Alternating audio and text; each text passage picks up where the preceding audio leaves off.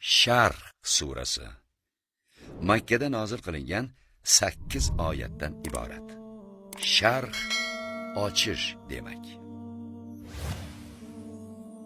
Mehribon va rahimli Alloh nomiyle.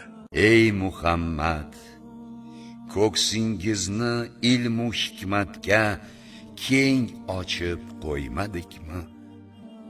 Sizdan yukingizni olib qo'ydik, yengillatdik. Qayski belingizni ezib turgan edi. Zikringizni, ismingizni ham baland ko'tarib qo'ydik.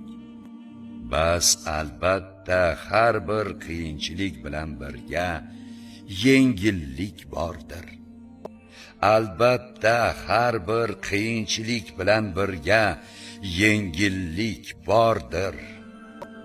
Bas ey Muhammad, qachonki namozdan forig' bo'lsangiz, o'rningizdan turing va Rabbingiz sari rag'bat bilan duo qiling.